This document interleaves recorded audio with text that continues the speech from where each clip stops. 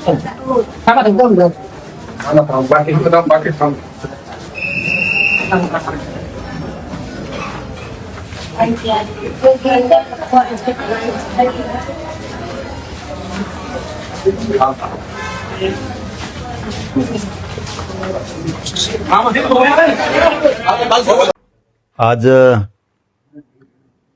आंतरवाली सराटीत आपण निवेदित ठरवल्याप्रमाणे महाराष्ट्रातल्या सगळ्या अभ्यासकांना आपण बोलवलं होतं की आपण सगळ्यांनी या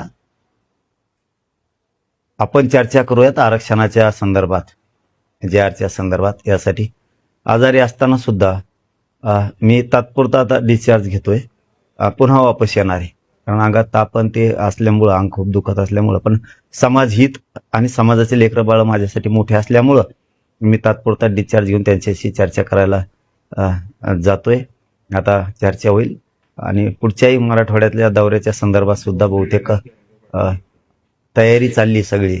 आम्ही नाही म्हणतोय, परंतु विदर्भ आणि मराठवाडा ऐकायला तयार नाहीये. त्यामुळं आता बहुतेक तोही दौरा पडेल, पण तब्येत बरी राहिली तर तो दौरा पडणार आहे. सरकारनं जाणून बुजून मराठ्यांचा जो अवमान चालवला आहे, विशेष करून बावनकुळे आणि शिरसाट यांनी जे मराठा समाजाचे प्रमाणपत्र रद्द करण्याचा जो घाट घातलाय, मराठा समाजावरती अन्याय करायचं ते ठरवलंय, तो अन्याय मात्र होऊ द्यायचा नाही. जी किंमत मोजायची वेळ येईन आपल्या समाजासाठी ती मोजायची, परंतु हटायचा नाहीये. आणि मराठा समाजानं आणि याचबरोबर अभ्यासकांनी थोडं पक्षाची बाजू सोडून जरा जातीची बाजू घेतली तर बरं होईल. आणि ज्यांना कोणाला पक्षाची बाजू घ्यायची त्यांनी आंतरवलीत येऊ पण नका आणि तुम्ही ज्ञान पाजळू पण नका तुमचं. कारण तुमच्या डोक्यात दोन विषय असतात, एक खोटं नाटं फक्त अभ्यास सांगायचा मराठा समाजाला, आणि बाजू मात्र सरकारची किंवा पक्षाची घ्यायची. ही तुमच्या डोक्यात एक खुटी असती. कारण तुम्हाला काय मिळवायचं आहे किंवा काय मला नाही माहिती, तर तुमच्या डोक्यात एक गैरसमज असतो की तिकडे गेल्याच्या नंतर आपल्याला आपला मंत्री, आमदार किंवा पक्षावाला म्हणला पाहिजे, वा वा वा तो काय भारी काम केलं तिकडे जाऊन. म्हणजे विस्कळीतपणा आणणाराने इकडे यायचं नाही. तुम्हाला तिकडं सोडलं जात असं इकडं सोडलं जाणार नाही. परत परत तेच सांगतो, आम्हाला राज्यातल्या मराठ्यांना, गरिबांना अभ्यासकाची, समन्वयकांची, संघटनांची गरज आहे. परंतु याचा अर्थ असा पण नाहीये की तुम्ही दोन दोन ठिकाणी काम करणार. आपल्याला एकच बाप मानावं लागणार आहे आणि तो म्हणजे मराठा समाज. इथं मी कुणालाही चाल खेळू देणार नाही. इथं जितकं तुमचा ज्ञानाचा उपयोग तुम्हाला समाजाच्या लेकराच्या हितासाठी करता येईल तितका करायचा. पण इथं येऊन तिकडच्या नेत्याला खुश करताल तर आता मात्र मराठे सोडणार नाहीयेत. ही सन्मानजनक आम्ही तुम्हाला बोलवलंय, सन्मानजनक आम्हाला समाजाला तुमची मदत पाहिजे. तुम्ही खूप दिवसापासून लढताय, समन्वयक, संघटना, अभ्यासक खूप दिवसापासून लढताय. तुम्हाला सन्मान देणं आमची जबाबदारी आहे. आणि काही समन्वयक आणि काही अभ्यासक खूप मरमर करतात मराठा समाजाला आरक्षण मिळावं म्हणून. पण काहींचं असं आहे की जरा दोन्हीकडे बी डगर राहत असतात. मात्र त्यांनी मग याच्यात आता तर बोलवलं आम्ही सगळ्याला सन्मान देणार आहेत, परंतु चपढप पुढच्या काळात चालणार नाही हे पण लक्षात ठेवा. कारण त्याचं कारण पण तसंच आहे. आता मराठा समाजाला सांगतो, त्याचं कारण पण तसंच आहे की मायबापा हो, सरकारनं खूप मोठा घाट घातलाय. आपला समाज त्याचं वाटोळं करायचं. कारण व्हॅलिडिटी झालेला असताना सुद्धा रद्द केल्या जात आहेत. आपल्या सारथीच्या योजना दिल्या जात नाहीत. 58 लाख नोंदी ज्या सापडल्यात त्याचे कुणबी प्रमाणपत्र जाणून बुजून दिले जात नाहीयेत. म्हणून एवढा मोठा उठाव करावा लागतोय की यांची जागा दाखवून द्यायची की मराठा समाजापेक्षा सरकार मोठं नाहीये. यांनी सगळ्यांवरती अन्याय केला. यांनी सरकारवरती अन्याय केला, यांनी धनगरांवरती अन्याय केला, यांनी मायक्रो ओबीसीचं पुरं वाटोळ करून टाकलं, यांनी बंजारा समाजाचं वाटोळ केला, आदिवासी तर पुरा उद्ध्वस्त करून टाकला, यांनी दलित मुस्लिमाचे तर कार्यक्रमच लावून टाकलाय. म्हणून ही जी खतखत आहे ना, हिला कुठंतरी वाट मोकळी करावी लागती. त्यासाठी एक जीव असणं, एकजूट असणं खूप महत्वाचं आहे. म्हणून मराठा समाज तर एकजूटच आहे, त्याच्यात काय दुमत असायचं कसलंच कारण नाही. परंतु आता जो पश्चिम महाराष्ट्रानं इतिहास घडवला ना, यामुळे पुरं राज्य ढवळून निघाले. विदर्भ म्हणतोय आम्ही कुणबी आहेत, मराठी आहेत, पण आम्ही मात्र 100% तुमच्या लेकराच्या मदतीला येणार आहेत. बावनकुळ्यानं आणि शिरसाटनं मराठा समाज जे उद्ध्वस्त करायचा ठरवलाय ना, त्यांनी जो जातीय तेढ निर्माण केलाय, त्यांनी जो मराठा समाजावर अन्याय करायचं ठरवलं ना ती आपल्याला मोडून काढावाच लागतोय. त्यांना आता 28 तारखेपर्यंत वेळ दिलाय, त्यांनी दिलं आहे नुसता पुढची रणनीती आपण ठरवणार आहेत. पण मराठ्यांच्या लेकरांचं एकही प्रमाणपत्र जाऊ द्यायचं नाही. 58 लाखाच्या नोंदी घ्यायच्या, नोंदी घेतल्यात, त्याचे कुणबी प्रमाणपत्र घ्यायचे. हैदराबाद गॅजेटनुसार पूर्ण मराठवाड्यातल्या मराठ्यांना प्रमाणपत्र त्यांच्याकडून आता घ्यायच्यात. या आंदोलनात 29 ऑगस्टच्या सुट्टी द्यायची नाही. सातारा, संस्थान, कोल्हापूर, पुणे आणि औंध या गॅजेटेडचा GR घेऊन लागू करायचा आहे. बलिदान गेलेल्या कुटुंबाच्या नोकऱ्याचा जे ऊर्जा विभागाचा GR राहिलाय ते सगळे घेऊन त्याची अंमलबजावणी करून पोरांच्या घरी ऑर्डर गेल्या पाहिजेत. ACBC आणि EWS याच्यातले जेवढे विद्यार्थी राहिलेत ना तेवढे विद्यार्थ्यांना माझं आज हात जोडून आव्हान आहे. प्रत्येक पोरानं ज्यांची ज्यांची निवड झाली त्या प्रत्येक पोरानं आपण आपला अर्ज घेऊन यायचा की निवड झाली पण आमची नियुक्ती दिली नाही. याला जोडून जर तुम्हाला येता येत नसेल, तुम्ही जर पुढे दुसरीकडे ड्युटी करत असताल तर तुमच्या घरच्याला, पालकाला, कोणालाही तुमचा अर्ज घेऊन पाठवून द्या आंतरवालीत की आमच्या पोराची ACBC आणि EWS मधून निवड झाली होती पण सरकारनं नियुक्ती दिली नाही. घेतल्याशिवाय तुमच्या माणसाने माघारी जायचं नाही, नियुक्त्या दिल्याशिवाय. याला जोडून प्रश्न ACBCच्या पोरांचा सुद्धा असंच आहे. ज्यांच्या निवडी झाल्यात, EWSचं आता सांगितलं, ACBCच्या ज्या पोराच्या निवडी झाल्यात त्यांना नियुक्ती दिल्या नाही, त्या पोरांनी सुद्धा आंतरवालीला आपण आपले अर्ज घेऊन यायचे. सगळ्या पोरांनी एक घर राहायला दुसरा शिष्टमंडळ फर्स्ट मंडळ नाही, प्रत्येक पोरांना आपण आपला अर्ज घेऊन यायचा आहे की आमची निवड झालेली आहे पण आम्हाला नियुक्ती दिली नाही. खूप गंभीर विषय सांगतोय, तुमच्या भविष्याचा प्रश्न आहे. नसता त्याच्यानंतर तुम्ही जर आले नाही तर माझ्या नावाने बॉम्बलायचं नाही, आमचं काम झालं नाही म्हणून. हे संधीचं सोनं सगळ्या पोरांनी करायचंय. जर तुम्हाला येता येत नसेल, तुम्ही कुठं दुसरीकडे काम जॉब करीत असलात, तुमच्या घरच्यांना पाठवून द्या, पालकाला, भावाला, कोणाला पण की अर्ज घेऊन माझ्या भावाची निवड झाली पण दिलेली नाहीये. नियुक्ती होऊस तर, तुमचे निवड होऊस तर, नियुक्ती होऊस तर तुमच्या माणसाने माघारी जायचं नाहीये. याला जोडून महत्वाचा विषय मराठा समाजासाठी, ज्यांनी ज्यांनी कुणबी प्रमाणपत्र काढण्यासाठी अर्ज केलेत, मराठा समाजानं समजून घ्या, याच्यानंतर सांगितलं जाणार नाहीये. आता आज 16 तारखेला सांगतोय, 29 किंवा 28 ऑगस्टला तुम्ही इथं यायचंय. ज्यांची कुणबी नोंद सापडली त्यांना कुणबी प्रमाणपत्र दिलं नाही, त्यांनी कोणाकडे अर्ज केलाय, कोणत्या तालुक्याचा आहे, तुमचं नाव, कोणचा अधिकारी आहे, कोणत्या भाषेत तुमची नोंद सापडली, अधिकारी देत नाही, त्यांनी तिथं पण अर्ज द्यायचा आणि एक इकडं पण अर्ज घेऊन यायचा की आम्हाला प्रमाणपत्र दिलं नाही. तुमचं प्रमाणपत्र देऊस तर आंतरवालीतून तुम्ही माघारी जायचं नाही.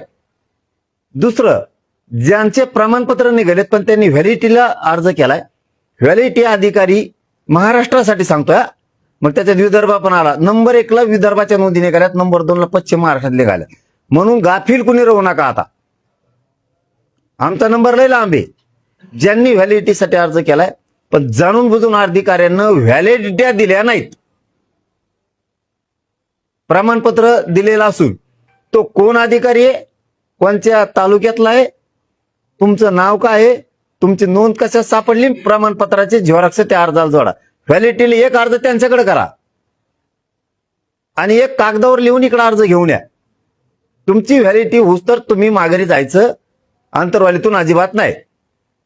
ज्या पोरांना ऍडमिशन घेतलेत कुणबीतून, व्हॅलिडिटी टाकले पण देत नाहीत, जे पोरं शिकत येत त्यांना जर आंतरवालीला अर्ज घेऊन येता येत नसेल तर त्यांनी येऊ नका.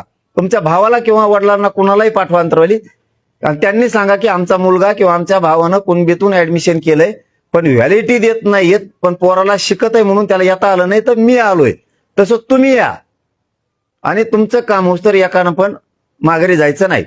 याचबरोबर ज्यांनी हैदराबाद गॅजेटनुसार अर्ज केलेत पण अधिकारी त्यांना कुणबी प्रमाणपत्र देत नाही, त्यांनी सुद्धा एक अर्ज तिथं करायचा आहे तुमच्या स्थानिक मराठवाड्यात प्रत्येक तालुक्यात आणि एक अर्ज कागदावरती लिहून घेऊन यायचा आहे की आम्ही हैदराबाद गॅजेटियरनुसार अर्ज केला होता, या तहसीलदारकडे किंवा तुम्ही कोणाकडे केलाय त्याच्याकडं, ही आमचा तालुका आहे, हा अधिकारी हा देत नाहीये आणि आमची नोंद या भाषेत सापडलेली.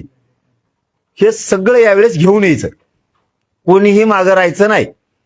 याच्याच बरोबर महामंडळाअंतर्गत अण्णासाहेब पाटील विकास महामंडळाअंतर्गत आतापर्यंत 450 कोटी रुपये वर्ग झालेत. पण ज्यांचे व्याज परतावे राहिलेत ना, सरकार म्हणतं व्याज परतावे राहिले नाही. ज्यांचे व्याज परतावे राहिले त्यांनी आपला अर्ज घेऊन, तुमचा तालुका कोणचा आहे, तुम्ही कोणत्या साली महामंडळाकडून कर्ज घेतलंय, किती दिवसापासून तुम्हाला परतावा येत नाहीये, आणि तुम्ही कशावरती घेतलंय, आणि तुमचं नाव काय अर्जदाराचं, हे अर्ज लिहून आणा कागदावरती आणि सांगा की आमचा व्याज परतावा दिला नाही. सगळ्यांच्या वतीनं 4-5 जणांनी यायचं नाही. प्रत्येकानं आपण आपला अर्ज घेऊन यायचा. ज्याचं काम होत नाही त्याने काम होस्तर अंतरवालीतून पुन्हा माघारी जायचं नाही. हे मराठा समाजाने लक्षात घ्या. आता याला जोडू, सारथी अंतर्गत जेवढ्या योजना आहेत याला जोडून पंजाबराव देशमुखांची योजना पण, कोणत्या पोरांना पंजाबराव देशमुखांचे शिष्यवृत्त्या भेटल्या नाहीत, त्यांनी त्यांचा अर्ज घेऊन यायचा की आम्हाला भेटलं नाही त्या पोरांनी. जर ते पोरं शिकायला असतील तर त्यांचा भाऊ किंवा वडिलांना पाठवून द्या. आज मी सविस्तर तुम्हाला सगळ्यांना सांगितलंय. याच्यावरती कोणीही विनाकारण व्हायबल व्हायचं नाही. कोणचा अभ्यास काय म्हणतो, कोण काय म्हणतो, ध्यान द्यायचं नाही कोणाकडं. हे सगळं राजकीय स्वार्थापोटी चाललेलं आहे. आपलं गरिबांच्या लेकरासाठी चाललेलं आहे. काहींचं सरकार आणि नेते खुश करण्यासाठी आपल्यात राहून चाललंय, आणि आपलं फक्त आणि फक्त मराठ्यांच्या समाजाच्या लेकरासाठी चाललंय. म्हणून काहींना आपल्यातल्याला समाजाचं हित नाहीये, त्यांना त्यांचं हित बघायचंय. दोन्ही डगरीवर पाय ठेवून त्यांचे डाव सुरू आहेत. युवळायचंय फक्त. त्यांना आयुष्यात काहीही करता आलेलं नाही हे मराठा समाजाने समजून घ्या. म्हणून सारथीच्या कोणत्या योजना बंद केल्यात त्याचा सुद्धा डिटेल अर्ज अंतरवालीत घेऊन या. त्या योजना सुरू होऊस तर ज्याने अर्ज दिलाय त्याने अंतरवालीतून पुन्हा माघारी जायचं नाही. नसता आम्हाला द्यायचा अर्ज ते झोपला घरी जाऊन, आमच्या रात नाही वेळेवर गर्दीमुळे ध्यानात तिथं तुम्हाला सेपरेट एका जागेवर जागा दिली जाणार आहे अर्जदारांसाठी. हा फक्त मंत्री आले शिष्टमंडळ की तुम्ही यायचं.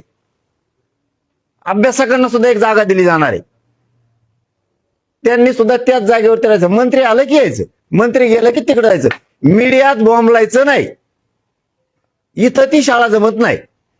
ती तुमची शाळा तिकडे असते तुमच्यात बैठका लागल्या का सरकारच्या टेबलावर उड्यान शानफाना कर, बैठकी हिसकुटून दी. तर सरकारला काही कळा ना, मराठ्याला काही कळा ना काय मिळालं. तशा बैठका आम्ही खूप बघितल्यात. बैठक हिसकुटून लावायला काय येते आणि काही पोट तिडकीनं सांगायला येते सरकारला. मग ते तुम्ही उड्या हाणणार आणि समाजाचं वाटलं करणार. इथं ती शानपणा जमणार नाही. नसता अंतरवालीत पाय ठेवायचा नाही. इथं समाज हितासाठी यायचं, समाजाच्या कल्याणासाठी यायचं, बोंबलासाठी यायचं नाही. लगेच गेला बोंबलात मीडियापाशी ज्ञान पाजळीलं, त्यासाठी इथंच हे करायचं. म्हणून जे पोर अर्ज घेऊन येणार आहेत त्यासाठी एक सेपरेट जागा दिली जाणार आहे. निवांत बसायचं तिथं. मंत्री आले की आम्ही बोलून घेतो. अभ्यासक आले एका जागेवरती वेळ जागा दिली जाणार आहे. मंत्री आले की यायचं. विषय चालला होता आपला सारथीचा. सारथीच्या ज्या योजना बंद पडल्यात त्या सगळ्या योजना पुन्हा सुरू करून घ्यायच्या. म्हणून कोणत्या बंद केल्यात, ओबीसींना काय सुरू आहे, मराठ्यांना काय सुरू नाही, हे सगळं सुरू करून घ्यायचं सारथीच्या मार्फतचं. पंजाबराव देशमुखांपासून सगळं ही झाला आपला क्लिअर विषय. सरकारनं 30 मेच्या आंदोलनात आपण उन्हात जे आंदोलन केलं त्यावेळेस ओबीसीचा JR काढलाय. बघा किती फसवायचं असतं एखाद्याला. 3 महिने झालेत त्या JRची अंमलबजावणी नाहीये. पोरांनी ऍडमिशन घेतले, पूर्ण फीस दिली. काय पागल समजता का आम्हाला तुम्ही, शिंदे आणि फडणवीस? समाजाने तुम्हाला गोड बोललं, डोक्यावर घेतलं म्हणून तुम्ही समाजाच्या डोक्यावर मुतणार का? ही कोणची शाळा आहे? मी समाज मरू देणार नाही. तुम्हाला राजकारणातून संपू पण समाज मरू दिला जाणार नाही. फीस पूर्ण घेतल्या. त्याच वेळेस सांगितलं होतं आम्ही, फीस शाळावाले सगळे मागायलेत. तुम्ही हसन मुश्रीफ साहेबांच्या मंत्रालयाचं पत्र काढा, दादा भुसे साहेबांच्या मंत्रालयाचं पत्र काढा, चंद्रकांत दादा पाटलांच्या काढा, तुम्ही कृषी मधलं काढा, सगळे पत्र काढावं लागते. तुम्हाला ओबीसी मंत्रालयाचं पत्र काढावं लागेल, तेव्हा हे अधिकारी करतात. तुम्ही राज्याअंतर्गत ऍडमिशन, देशांतर्गत ऍडमिशन घेतलेल्या पोरांना सुद्धा महाराष्ट्रातल्या पोरांनी तिकडे ऍडमिशन घेतल्यामुळे सवलती लागू होणार आहेत असं सांगितलं. केल्या लागू सवलती? तुम्ही सवलत लागू म्हणा आम्ही लय दिलं. अरे ज्यावेळेस तुम्ही दिलं आम्ही दिलाच म्हणलो, फडणवीस साहेबांनी काय शब्दांत दुखवलं नाही वर्षात, एकही शब्दांत दुखवलं नाही एकही. कारण आम्हाला वाटलं आता आमच्या समाजाचं कल्याण करायला काहीच करणार तुम्ही पुढं. तुमच्या स्वतःच्या मंत्रालयाचा काढला नाही तुम्ही. प्रताप सरनाईक साहेबांनी त्यांच्या बलिदान गेलेल्या कुटुंबासाठी JR काढला. उदय सामंत साहेबांनी त्यांच्या मंत्रालयाचा काढला, MIDCचा. महावितरणमध्ये सुद्धा पोरांना शैक्षणिक पात्रतेनुसार बलिदान गेलेल्या कुटुंबाला नोकऱ्या दिल्या, काढला तुम्ही, काढला JR. इथंच भावना कळते तुमचे मराठ्यांविषयी किती पोटदुखी आहे. नसता आम्हाला बोलायची गरजच नव्हती. आम्हाला ह्या गोष्टी काही करायचीच गरज नाही. बलिदान गेलेल्या कुटुंबाचे काहींचे पैसे तसेच राहिले, काहींच्या नोकऱ्या राहिल्यात. का बरं तुमच्या अधिकारी सांगितलं नाही कलेक्टर ऑफिस मधून त्यांना की बाबा रे तुम्ही MIDCत महावितरणमध्ये नोकऱ्याला अर्ज करा, तुम्ही ST महामंडळात अर्ज करा, आम्हाला सरकारच्या ऑर्डर आहेत की ताबडतोब यांना नोकरीवरती घ्या. केलं तुम्ही. तुम्ही मला आंदोलन सुरू झालं की 6 महिन्यानं सांगितलेलं आहे महाराष्ट्रातल्या सगळ्या केसेस मागे घेतो. घेतल्या तुम्ही. अरे किती जीव घेणार आहे का गरीब समाजाचा. खोटे नाटे गुन्हे दाखल केले पोरांवरती. तू कशामुळे केले. आमच्याच महिलांवरती आमच्यावरती क्रूर हल्ला केला. पुन्हा त्या भानगडी नाही करायच्या. आता पुन्हा भानगडी नाही करायच्या. वेळेप्रसंगी डाव फिरू शकतो. आंदोलन मुंबईत सुद्धा येऊ शकतंय. तुम्ही तराला लावू नका. फायनल आंतरवालीच आहे. मला काय माझ्या समाजाला सांगितलं, मी मुंबईत गेलं तरी तुम्हाला आरक्षण पाहिजे, आंतरवालीत असलं तरी आंदोलन पाहिजे. मी कुठेही करू, तुमच्या लेकराचं कल्याण कराल ना. माझ्यावरती समाजाने फक्त प्रामाणिकपणामुळं, समाजाशी गद्दारी न केल्यामुळं, आयुष्यात समाजाच्या विरोधात शब्द वापरला नाही राजकारणासाठी मी. म्हणून पश्चिम महाराष्ट्र इतिहास घडवला आहे. पश्चिम महाराष्ट्र अर्धा राहिलाय, परेशान करायला आम्हाला. आमच्याकडे पण या, आम्ही वाट बघतोय. पण मी माझ्या सगळ्या मायबापांना सांगतो, मला पश्चिम महाराष्ट्रात आता राहिलेल्यात येता येत नाही, तब्येत खराब आहे. मराठवाड्यातही शक्यतो दौरा होईल का नाही माहित नाही, पण लय आग्रह धरलाय. तब्येतीवर शेवटी अवलंबून आहे. विदर्भातल्या बांधवांना माझं हेच सांगणं आहे, जर माझं येणं झालं नाही तर तुम्ही आपण आपल्या गावात बैठका सुरू करा. कोणाची वाट बघू नका. आमच्याकडे येऊ नये आला म्हणून आम्ही बैठक नाही घेतली. घराघरात जा आणि सगळ्यांना सांगा 29 ऑगस्टला आंतरवालीत जायचं. यावेळेस शेवटचा निर्णायक लढा करायचा. मराठ्यांची एकही मागणी म्हणतोय मी माग ठेवायची नाही. चला तुमचं काय. ते काही अभ्यासक येणार आहेत ज्यांनी तुम्हाला तुमच्या मताशी सहमत नव्हते मुंबईमध्ये किंवा इतर ठिकाणी, त्यांनी सोशल मीडियावर ते लिहिलंय की ते येणार आहेत. नीट वागायचं असलं तर यायचं नाही, तर इकडे यायचं नाही. मी मीडियात तेच सांगितलं, इकडे यायचं नाही. रात्री पण सांगितलं, आपल्याकडे चोरून लपून काय नसतं. तुम्हाला काय समाजाच्या विरोधात बोंबलायचं, तुम्ही तिकडे राहूनच बोंबलू शकता, काही अडचण नाही. तुम्हाला मराठ्यांचे लेकराच्या अन्नात माती कालणारे, विष कालणारे ओबीसींचे काही लोक लागतायत, तर इकडं मराठ्यात काय आहे. मग ते कोण कोण असते ते सगळेच एकाला म्हणत नाही. आणि मी ओळखीत नाही अर्ध्याला तरी म्हणतात आम्ही यावं सांगितलं होतं, आम्ही तेव्हा सांगितलं होतं आणि आमचं ऐकलंच नाही. अरे तुम्हाला ओळखीतच नाही. मी आता मला कळायला लागलं हे अभ्यासक आहेत म्हणून. आणि जे अभ्यासकाला देता आलं नाही ना, ते आम्ही गरीब लोकांनी दिलंय. फक्त मी जीव याच्यासाठी लावतो की ते समाजाचा भाग आहेत बिचारे.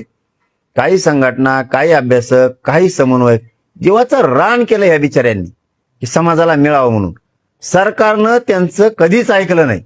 तर मग माझ्या लक्षात आलं आपल्या माध्यमातून त्यांचं चालू.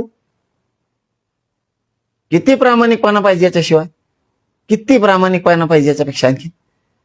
मी ठरवलं की बिचारे अभ्यास सांगतेत, पुस्तक वाचून वाचून परेशान झालेत, काही काही मथरे झालेत आमच्यात. नाही ऐकलं या सरकारनं, म्हणजे 40 वर्षाच्या 50 वर्षाच्या सरकारमध्ये. आता चला ना आपण सन्मान देऊ, आपण त्यांचं म्हणणं मांडून पुढे चालू. पण काहीला आता 2 खेळी खेळायचे असतात. 2 खेळीवाला आम्ही इथून पुढच्या काळात टिकून देणार नाहीत. मराठा समाज मी त्यांना गिनणार नाही. मग मी पण नाही. ही शेवटची संधी आहे त्यांना. मीडियाच्या माध्यमातून सांगतो, ही शेवटची संधी आहे. एकच बाजू धरायच्या. तिकडचं ज्ञान इकडं पाजळायचं नाही. सरकारचं ऐकून परत इकडे यायचं म्हणायचं गेलो नाही त्यांच्यात, पांगेला की नाही खेळ ईद असते टोले. मग असं आहे की तुम्ही तुमचे भाषण आम्ही आताच्या दौऱ्यातले ऐकले. त्या दौऱ्यामध्ये तुम्ही असं म्हटलात की सगळं शेवटीचं जे मिळालं नाही तुम्हाला जे काही, तर त्याचं सगळं खापर तुम्ही अभ्यासकावरच फोडलं. हो हो म्हणतेत आणि नंतर काय असं करते. मग आज अभ्यासक कसं येतील असं जर तुम्ही त्यांच्यावर खापर फोडत असाल तर? आणि मग नाही म्हणत नाहीत का चहायला, तुम्ही नाहीत का साक्षी? मी सगळे साक्षीदार आहे. मी का खोटं बोलतो? मीडियाच्या समोर विचारतो मी कवा बी. सोडू का उपोषण? ते काय आहे, तुम्ही कंदुरी बघितलेली की बोकडाची? हा, बोकडाची कंदुरी. हे काय करतात बघा, ते कापेनारा हे असतो खाटी, तो काय म्हणतो, पाणी पाहिजे तो बोकडाला आणि म्हणतो कापू का? आता जेने चालेलं हे बोकड कापायला, ते म्हणतो हा कापेव ना पटकून. पाप कोणाला? जो कापेवर मानला त्याला. कापणाराला काही टेन्शन आहे का? तसं मी यांना विचारतो ना राव दरबारीना, येईन केलं मग हा बकरा बळी, हेच सांगत येत. हा लय छान हो, हा हजार होणे नाही, तेच म्हणतात. तरी विश्वास ठेवतो मी. मला गरीबाचं कल्याण करायचंय, करा बाबा काहीतरी, पण विश्वासानं करा समाजाच्या. तुम्ही नेत्याकडे बी जाणार आणि इकडे बी येणार, तर नेतेच ऐकून तुम्ही इकडे मग दूषित वातावरण होतंय. तसं होतंय मा बकरा गर्दीत. मी प्रत्येक वेळेस विचारलं, आता विचारलं ह्या टायमाला सुद्धा, ही एसओपी अमकं तमकं बरोबर आहे का? एकदम बेस्ट आहे म्हणे. म्हणलं तुम्ही उपोषण सोडल्यावर माग होत्या मीडियाचं पुन्हा काढा. म्हणलं उपोषण सोडल्यावर पुन्हा 7-8 दिवसांनी तुम्ही उलटच म्हणता बरं का, त्याच्यापेक्षा मी सोडितच नाही. नाही म्हणले लय बेस्ट आहे. 1.5 घंटा चर्चा केली म्हणले आम्ही आलेल्या शिष्टमंडळाशी. काहीच हरकत नाही. याच्या अगोदरचं सांगतो आता. ते झालं मुंबईत जे आर घेऊन आलो, हेच हॉस्पिटल आहे. इथं आल्याच्या नंतर 6 दिवस मला काही सुधारलंच नाही. 7व्या-8व्या दिवशी 7-8 जण आले अभ्यासक, XYZ आले आणि म्हणलं मी विखे पाटला तिथं बोललेलो, जे आर सुधारित करायची वेळ आली तर करावं लागल. म्हणले ओके करणार. मग 7-8 जण अभ्यासक आले की ते भेटायला आले, पण मी बोलता बोलता म्हणलो बाबा जे आर व्यवस्थित आहे का बघा, काही दुरुस्त्या करायच्या असल्या सुधारणा करू. ते काय म्हणतात मला, हो आम्ही त्यासाठी चालतो.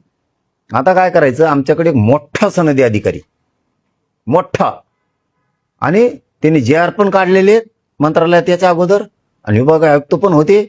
आणि म्हणलं मला काय हरकत नाही ना, माझा तुमच्यावरती विश्वास नाही असं नाही, तुम्हाला जी बदल करायचा ते करा, काही म्हणणं नाही माझं, सुधारित करून घेऊ आपण. जावा मग म्हणलं जा. गेले सनदी अधिकारी 10-10:30 गेले सकाळी. मला वाटतं 7:45च्या टायमाला संध्याकाळी माघारी आले. ते म्हणले साहेब, म्हणले असा जे आर होणं नाही, मराठ्यांचं आयुष्याचं कल्याण झालं. छान. म्हणलं मग ठेवायचा का? म्हणे बोलायचंच नाही शब्द. माझा जो साक्षीदार आहे ना, तेच अभ्यासक 6 त्यातले. आता तेच म्हणते यावं झालं आणि त्यावं झालं.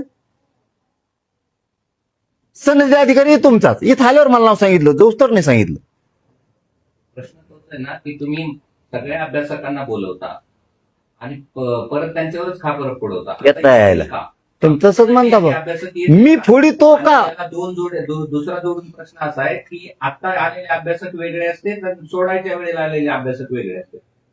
आता मी तरी काय करू, ते तर घरी जाऊन झोपते. बायकोचाच फोन आला, पोरग शाळा सोडायचं होतं, बोचाच वाचून घ्यायचा होता, आणि मग काय तर राव, हा मग मी मारतो झकीकडे, उपोषणाला बसतो, रक्त जाळीतो, जीव जाळीतो, आणि टायमाला ते कुठेतरी निघून गेले असते. फीस भरायची, नामकच करायचं, हेच नेऊन सोडायचं, आणि त्याचं दुखत होतं म्हणून दवाखान्यातच गेलतो. आणि मग मला युस्तर थांबलेत नाही, आता तुला युस्तर थांबायचं का आता पुन्हा? मग हे असलंय. खरं बोललं की सख्या आईला राग येतो, तसं खेळी आता येऊ. तुम्ही नाहीत करावं साक्षीदार, तुम्हाला चोरून काय करतो राव मी माझ्या गरीबाच्या कल्याणासाठी लढतो. आता हे वारंवार बदलत, त्याला मी काय करू? काय अभ्यासकाच सांगितलं मी तुम्हाला, जीव चालला राव त्यांचा. शपथ सांगतो, जीव चालला अक्षरशः समाजाला मिळावं. काही समन्वयकांनी उभा हयात वायाला घात की आपल्या समाजाच्याच लेकराचं कल्याण करायचं. कित्येक तरी संघटनेत आमच्यात की उभ्या हयात रस्त्यावर आहेत समाजाला मिळावं. चर्चा यावेळेस नक्की आहे. देवेंद्र फडणवीसचं टार्गेट तुमची नेहमीच राहिलेली आहे. मात्र यंदा लिस्ट वाढलेली आहे. एकनाथ शिंदे झालेले, आता संजय शिरसाट झाले, आणि खास करून बावनकुळेंबाबत तुम्ही खूप पर्सनल लेवलवर जाऊन टीका करतायत, अशा पद्धतीचं बोललं जातं. त्यांनी पर्सनल वाटोळं केलं आमचं समाज. म्हणून पर्सनलवर जाणार. त्या माणसाबद्दल ते शब्द आहेत माझे. या माणसाला जर फोन लावला तर 4 मिनिटं सुद्धा लागून देत नाही समोरच्याचं काम करायला. शक्तीपीठ महामार्गात त्याचा अनुभव आहे मला, म्हणून बोललो. तोच माणूस पर्सनल वाटोळं करायला लागला आमच्या जातीचं. त्यांना जातीवाद करायची अजिबात गरज नव्हती, मराठ्यांवर अन्याय करायची अजिबात गरज नव्हती. अजिबात काही संबंध नाही त्यांचा आमच्याशी. आमच्या व्हॅलिटी रद्द करायचा काय अधिकार नाही. आणि मी समाजाचा आहे. तुम्ही जे म्हणलात ना यावेळेस शिंदे साहेब सुद्धा बोलले, जे चुकला ते मी सोडणार. माझ्या जातीला पेक्षा मी कोणालाच मानत नाही मोठं. ते भलं जी किंमत मोजायची आहे ती वेळी. यांनी लयच समाजाला बोलल्यामुळं, फडणवीसांना आणि शिंदेना बोलल्यामुळे यांना लयच लागलं असेल. आणि हे जर जास्त वाटोळं करणार राहते मराठीचं तर आम्ही यांचं राजकारणात पुरं वाटोळं करून टाकणार. आमचं वाटोळं तर आम्ही यांचं सुद्धा वाटोळं करणार. यांना वाटतं सत्ता आमच्या हातात आहे, हे लयच बोलला ना आता प्रमाणपत्र रद्द करायचे, मराठीचे प्रमाणपत्र द्यायचे नाही. ही जर खुन्नस तुम्ही धरली की आम्ही खुन्नस धरली, तुमचा एक बी नाही येऊन द्यायचं. भले मग ते दुसरे ओबीसीचे कुणाचे आले तरी चालते. मग ते पण तुम्ही दोघं बी ध्यानात ठेवा. हे तुम्ही आतापर्यंत अनेक जी.आर काढून आणले. आज संभाजीनगरमध्ये जे उपोषणाला बसले त्यांचं एक आंदोलन आहे. आतापर्यंत जे जी.आर मिळाले त्याची ती होळी करणार आहे आणि आमची कशी फसवणूक झाली असा आरोप आहे. चला पुढे घ्या. आंदोलनानंतर अनेक ओबीसी संघटनाही आंदोलन करण्याच्या ह्याच्यात आहे. घोषणा झाल्या आंदोलनाची, त्याबाबत काय झालं? ओबीसी पण आंदोलन करणार आहे तुमच्या आंदोलनात. त्यांना काय धंदा आहे? नेते ओबीसी नाही, ओबीसी नाही. नेते हा फक्त नेते, ओबीसी नाही. बिचारा आम्ही बळच कधी धनगरांना दुखवलेलं नाही. लेकरं गरिबांचे कल्याण झालं पाहिजे ना. मायक्रो ओबीसीला दुखवलं ना, बंजारा समाजाला दुखवलं ना, आदिवासी समाजाला दुखवलं ना, आम्ही कुठल्याच समाजाला दुखवलंय मग कोणालाच. यांना यांच्या राजकीय पोळ्या ओबीसीच्या जीवावर भाजायच्या. हेच आंदोलन जर धनगर समाजाला एसटी आरक्षण मिळवण्यासाठी जर केलं असतं ना, आज गरिबांच्या लेकरांचं आयुष्याचं कल्याण झालं असतं. तिथं ताकद लावा. ही इकडं ताकद लावून तुमचा काही उपयोग नाही. मी पुरी ताकद तुमची वायाला घालणार आहे. असा एक वर्ग आहे ग्रामीण महाराष्ट्रात ओबीसी मध्ये. गरीब लेकरांच्या मराठ्यांच्या जर नोंदी सापडल्या असल्या तर गरिबांच्या मराठ्यांच्या लेकराचं कल्याण झालं पाहिजे. इतकी साफ नियत आजही ग्रामीण भागातल्या ओबीसी मध्ये. आज पण एकदम साफ नियती त्यांची की अजिबात मराठ्यांच्या विरोधात नाही जायचं. गरिबांचे लेकर आहेत, कल्याण होऊ द्या. आपल्या लेकराचं कल्याण झालं ना तसं त्यांचंही होऊ द्या. त्यांच्या नोंदी सापडल्यात.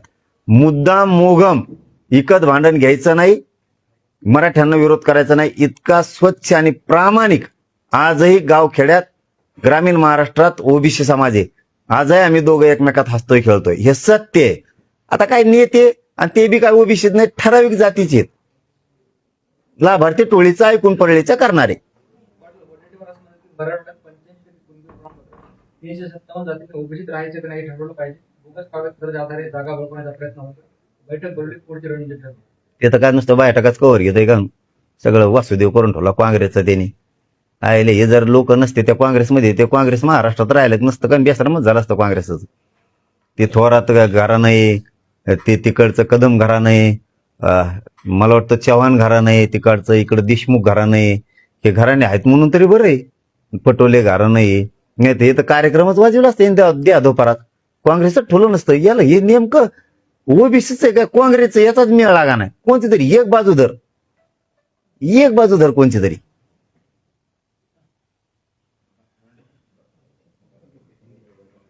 धन्यवाद.